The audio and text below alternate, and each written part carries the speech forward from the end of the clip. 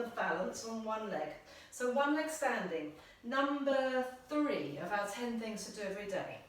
So just standing on one leg, really nice and parallel, making sure the hips and shoulders are absolutely square, and we're going to bend and straighten that leg as much as you possibly can. And again, if you need a bit of assistance at the side of the room, or just holding onto the back of a chair or something, that's absolutely fine.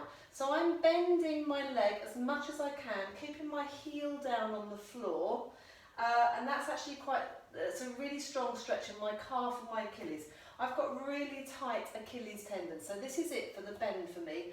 But I'm not changing the shape of my back. I'm not changing I'm not hinging at the hips. I'm not sticking my bottom out. I'm just going for as much bend as I can and then straightening. And I've chosen to do this on my right leg because it's my worst leg for this, of starting on my rubbish leg. From the front, you're absolutely looking for, if you can see it, so those hips staying level, shoulders staying level, but you're looking for that knee to be going over your toes, between your second and your third toes, really central. So it might roll in. If it's rolling in, it's because your ankle's collapsing. You also haven't got enough strength in the hip to keep it nice and stable. So this is really strong work. Let's try the other side. See how that feels. I'm going to just start with a bit of support here. So I can just see in the monitor as well, because my Achilles are so tight, that heel just wants to lift up slightly.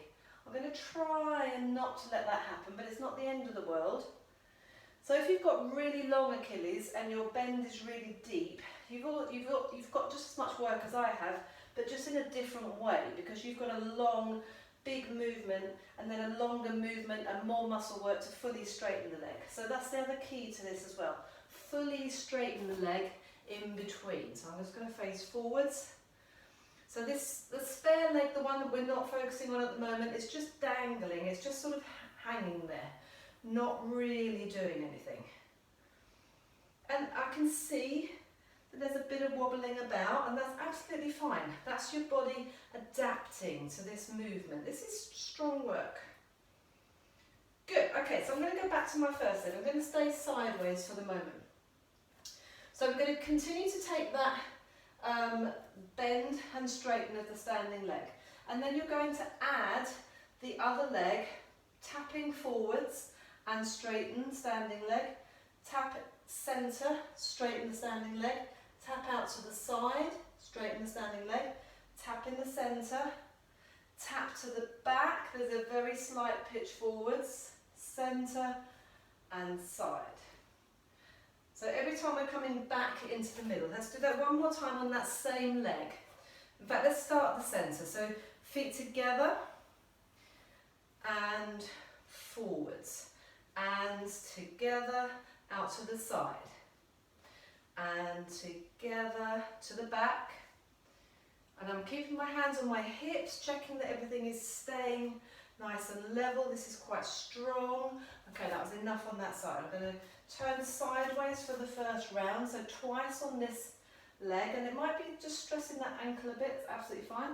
So we're here, staying upright, reach the leg forwards, and again you can use the wall if you need to. Take it out to the side, together, to the back, together. So the standing leg, the working leg, is bending and straightening each time. One more time, I haven't turned around, but I'm on my second set. Centre to the back and centre and side and centre. That's really strong. Great. We are going to take a broken down rise, and so bending and straightening with a raise of the heels up on one leg. And again, I'm going to use the wall as my support to start with. Just so the leg that we're not focusing on is just lifted out of the way. So we're bending as much as we can all the way down, exactly the same as we did before. We're raising that heel up. So I'm right up on my on the ball of my foot. I'm going to straighten the leg and then lower. Bend the knee, raise the heels, straighten the leg and lower. Let's do another 2. Bend, raise the heel. This is really strong. Straighten the leg and lower. Put that spare hand on your hip maybe. Bend, raise the heel, straighten and lower. Let's have one more on this side. Raise the heel, straighten and lower. One more in this direction. Let's change direction. So that starts with the rise up. Heel lifted as high as you can. Bend the knee, keep the heel up. Push the heel down and straighten. Rising up, 5 of these. Push the heel down and straighten, and again. So really good strengthening for the foot. Really good awareness of your alignment with your knees, your hips, your ankles. I think this is the last one.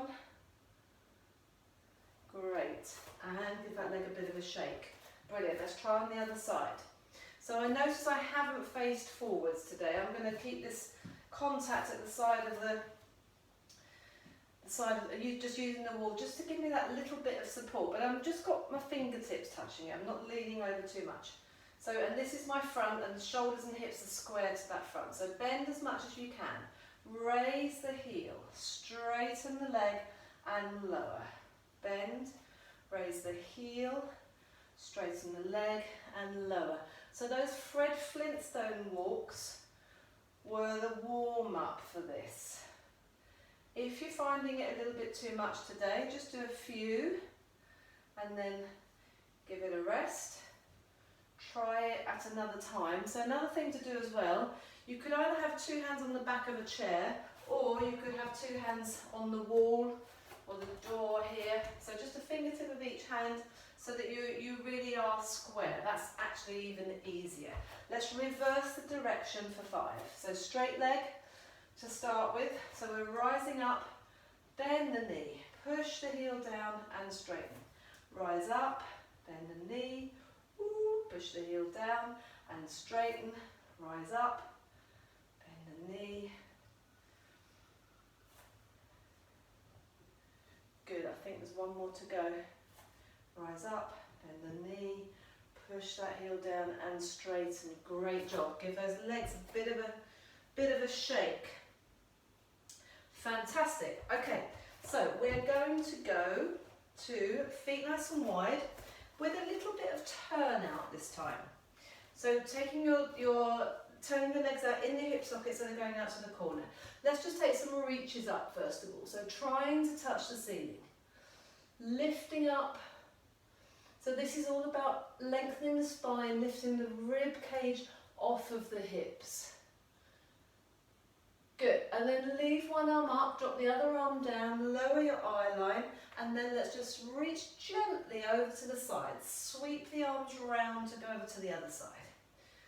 So taking it easy, breathing out when you get to the end of the movement, breathing in as you come through the centre.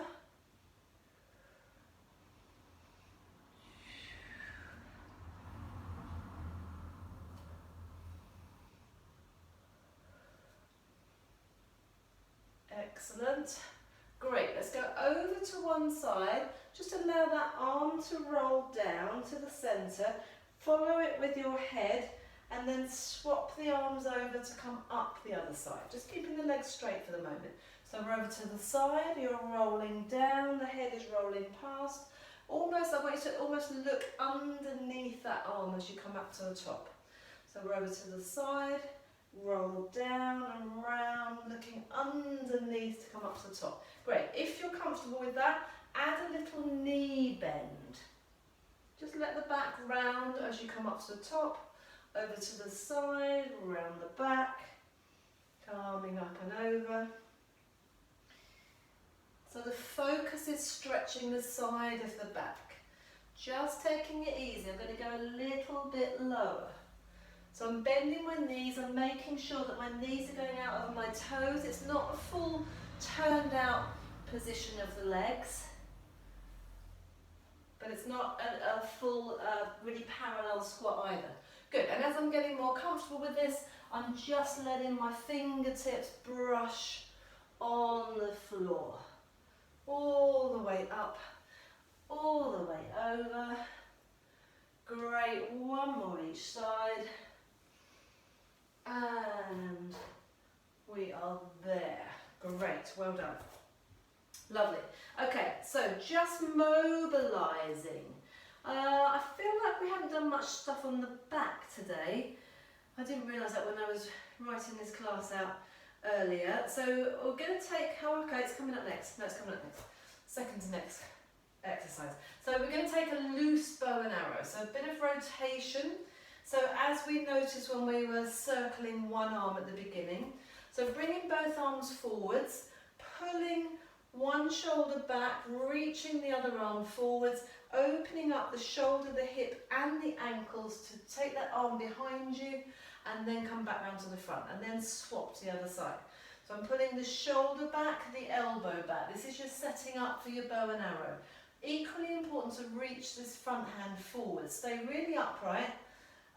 Open up the hips and the ankles, look behind you and sweep round. So if I go sideways on, so feet are quite wide, shoulder width apart. I'm here, I'm actually finishing square to you. So I've got one hand, one arm behind me and one arm in front of me. Straight down the middle of my mat, if you like, and then coming round. And then the same for the other way. So I could put my shoulders and my arms flat against that wall. That's how much I'm rotating. And come back. Let's just sweep. Take 4 more. But I call this loose bow and arrow. I'll go back to the corner. Just because it should be quite fluid and feel quite nice. Great. Okay, now we're into the chest and back lift. So again, I'm going to just stay on this corner. You're lifting your chest up towards the ceiling. You're looking up. You're sticking your bottom out. You're finding your legs. Then you're going to unravel your spine. Leave your head to hang last. And then tuck under. Strongly pull the belly button round the back to come up. So you're coming up one vertebrae at a time. It's called the chest and back lift for a reason.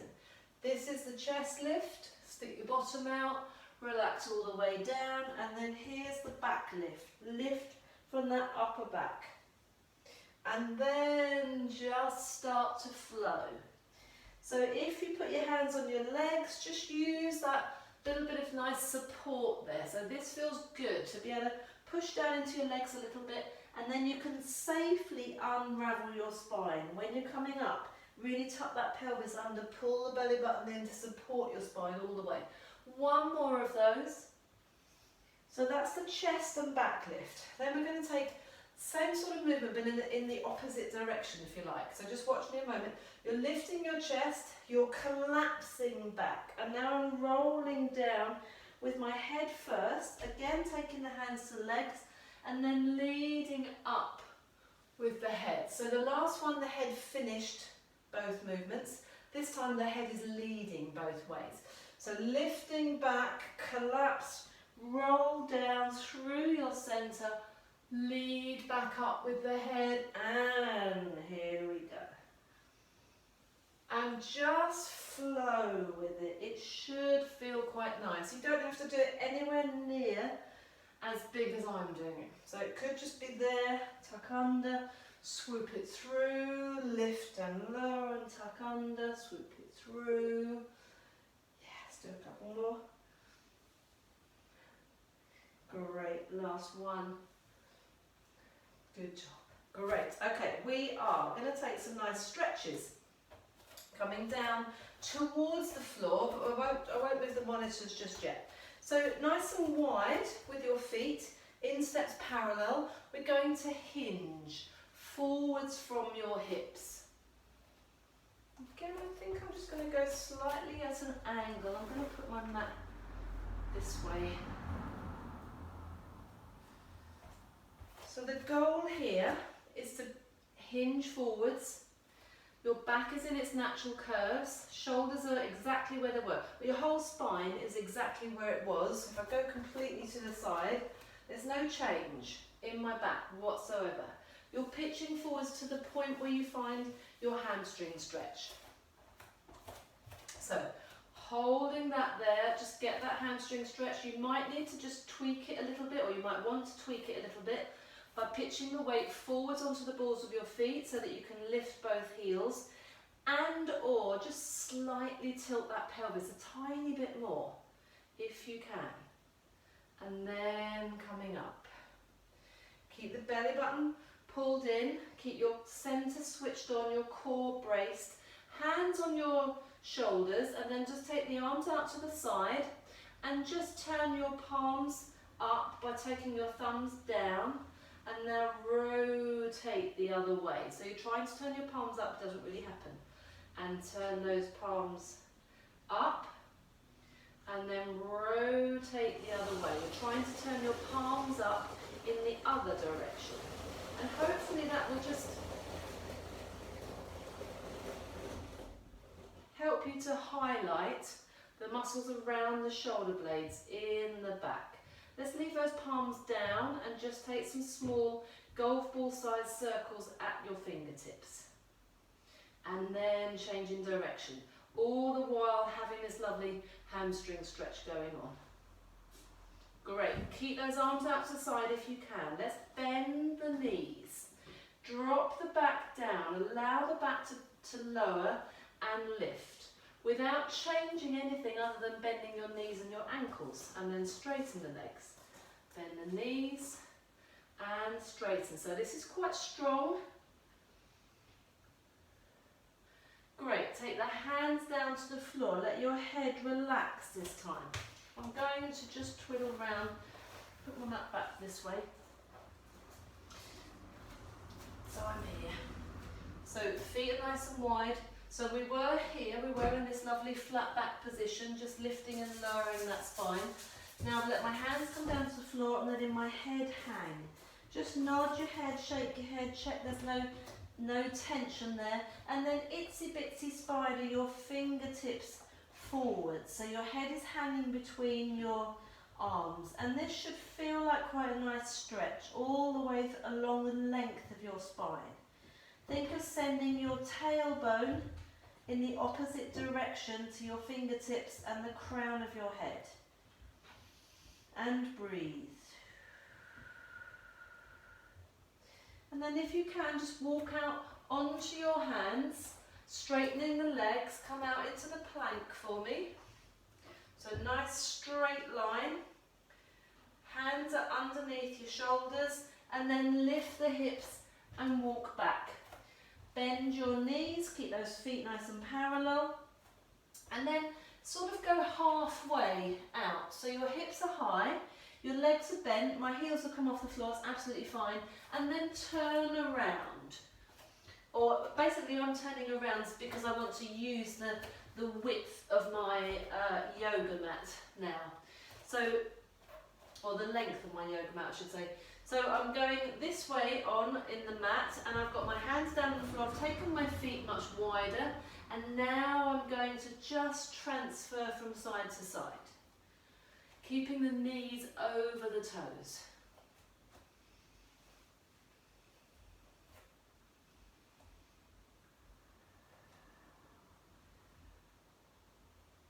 Good, and then turning all the way round to one side. Coming into this parallel position. So again, it's great having the yoga mat for as a measure of where you are, if you can do that in the space that you've got. And basically my feet and knees are facing forwards, my shoulders and hips are really nice and square. From there, I'm just going to bend my back knee, bend my front knee. I'm just moving forwards and backwards. You might want to put that back knee down, sorry, and relax the foot so that you can take the stretch here. So when you're forwards with your hips, weight onto that front leg, the front leg is bent, you're stretching the front of your hip, of the back leg. So if you can, have that back foot up, and the back knee up with the toe curled under, and then I'm just going to turn away from the camera and take a rotation. So the opposite hand is to the front foot at the front, and then you're lifting all the way up, trying to touch the ceiling, dropping those hips down, This can be done with that back knee down, but if you can, try and keep that leg up. It's just a much stronger stretch. And then we're going to rotate the shoulders and just reach. Bend that supporting arm a little bit, reach through. 2 more times, open up, reach up to the ceiling. Try and touch the ceiling to keep those hips down. And stretch it through. Here I'm going halfway between my hand and my foot. And up to the top. And stretching through. Great job. Everyone put that back knee down, if you didn't already have it down. And now we're lifting the chest and we're trying to tuck the pelvis under. This is really strong stretch, a really strong stretch at the front of this hip. So another one of the things to do every day, number 5 this is. I need to come back to number 4, which is your deep squats, which we touched on earlier, but I want to come back to those. So number 5 is stretching your hip flexors. We spend way too much time sitting all day, every day, and these muscles just become, they're just weak and weak and tight. Weak and tight. And they just don't help our overall posture. So this is a really good thing to do every single day. Great. Let's curl the toes under on the back foot. Straighten out that back leg. Using your weight through your hands, turn all the way round to the other side. Get everything parallel to the side of the room, and then you're bending the back knee, bending the front knee, walking forwards and backwards on your hands, or that back knee is down. So make every part of the stretch and the movement count. So what I mean by that is, especially when you're very tight, it's very easy to sort of go forwards and go, I've got stuck, and then sort of get really tense. Try and breathe, try and move as much as you can, try and relax into it. Try and go just that little tiny bit more, a millimetre more each time into the stretch. Okay, so keeping that back knee off if you can, the opposite hand to that front foot, reach up and try and touch the ceiling, drive those hips down, lift out of the hand that's on the floor, and then bring those shoulders through. So this is called threading a needless rotation in your upper body. Reach that arm forward, maybe bend that supporting arm a little bit. Good, and then up to the ceiling, rotate. And keep breathing, and coming through. And lifting up. And rotate through. Great. Drop that back knee down. Lift your chest. So you could just be here. So I'm quite relaxed here. I'm getting a stretch, but it's a good stretch. But I would like you to try and increase that stretch by tucking that pelvis under. It won't go anywhere, but it just will really make a big difference to how you're feeling that stretch. So tucking under, pubic bone is pushing forwards, and breathe. Keep the chest lifted.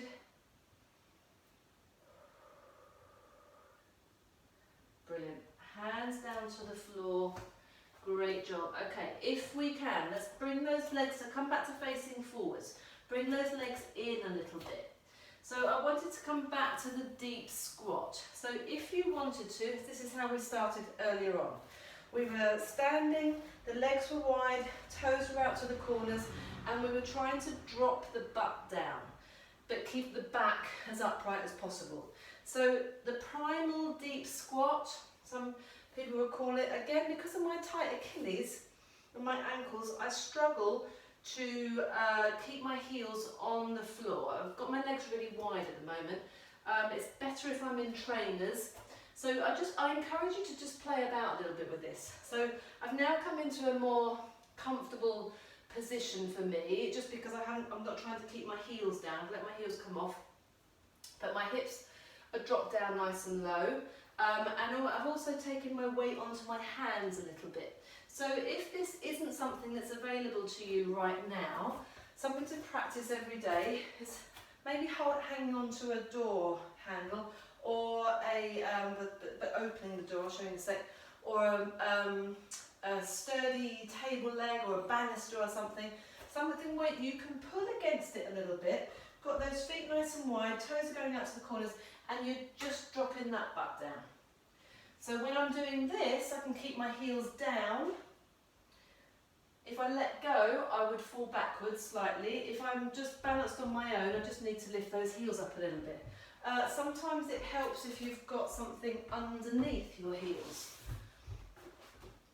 So this is probably a bit too much, and it's also going to be quite squidgy, but just to lift those heels up a little bit, toes out slightly, making sure the knees go over the toes, and then you're here, you're all the way down. Now that's actually quite comfortable for me, and it's a really nice stretch out in my lower back, and these movements is just about increasing your tolerance for it. But the full deep squat is a really good functional movement that you want to try and practice as much as possible if you can. Fantastic. Okay.